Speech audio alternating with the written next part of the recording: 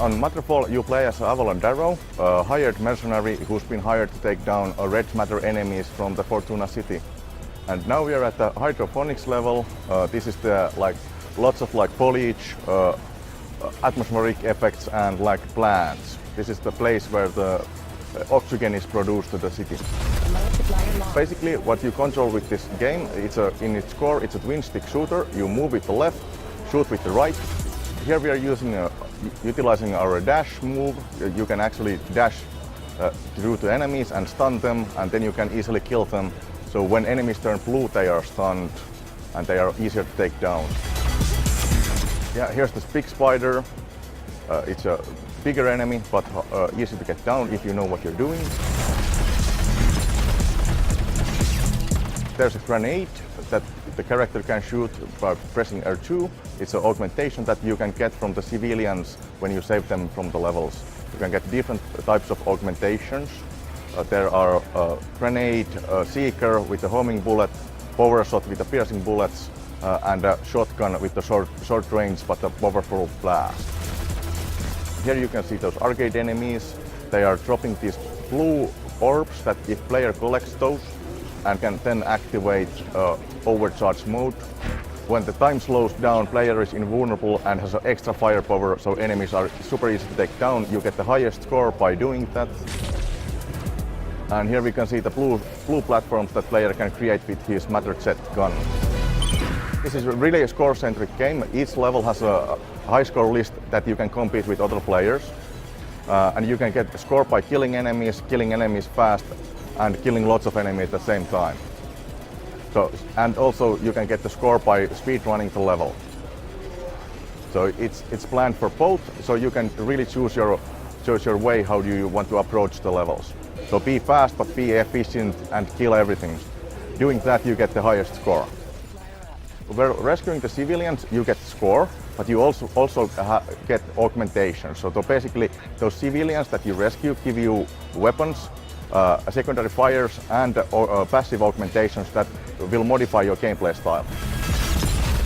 Seeker. Now we actually see here a homing weapon, or the Seeker, that has awesome purple projectiles that are flying to the enemies. So basically this is a weapon that you can fire and forget, and the bullets do their job. Seeker. And here you can see our intense moments. There's lots of action, enemies coming all around, but you can clear them easily if you know what you're doing. Grenade.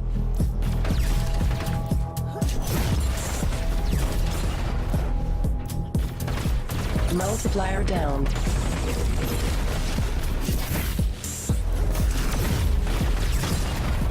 Seeker. Multiplier down. Power shot. We utilize lots of particles on our explosions, so important thing for us is also get the clarity right. We have lots of colors, lots of explosions, lots of stuff flying around, and we used lots of time to get the colors right, the feel right, so it's clear for player what's happening on the screen. Overcharge.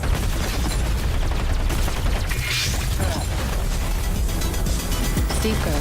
Multiplier. We have multiple enemy types. What we see here are called arcade enemies. They spawn and try to attack the player. There is a hovering mine and missiles that player needs to dodge or shoot. Then we have lots of persistent enemies. Like here we can actually see the spider, jumping spider, turret, and a bigger shield guy that you really need to utilize your strategy to take him down. Seeker. Power shot. Multiplier down.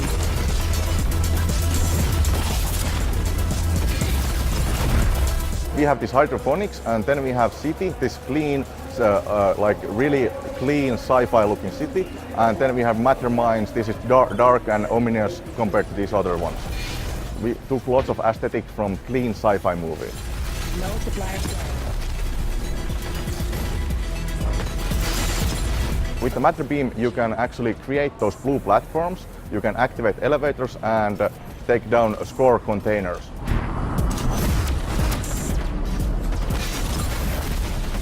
Yeah, this is the zero-G section. Basically, you are flying around 360. You can use all your moves that you use normally, like dashing and shooting, and now it's 360 and floating. So basically, you need to be really sure what you're doing now.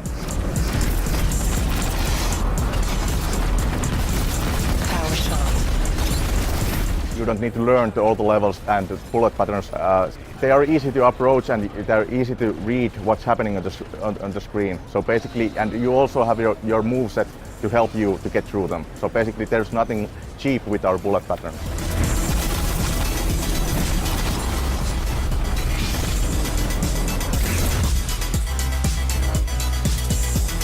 Now the level is ending, but I think we should play the boss also, because the boss is awesome. This is called Autonomous Hunter Killer, so inspired by these Japanese arcade games with bosses with crazy names.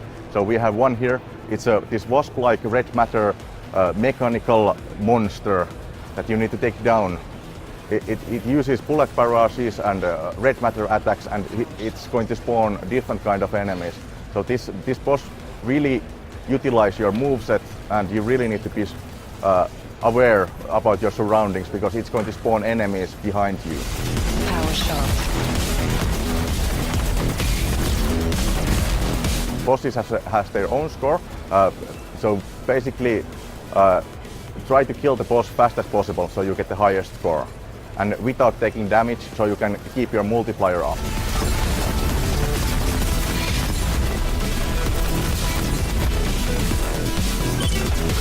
In the game we have 3 different bosses, each they unique for the teams. So this is the first boss for the Fortuna City.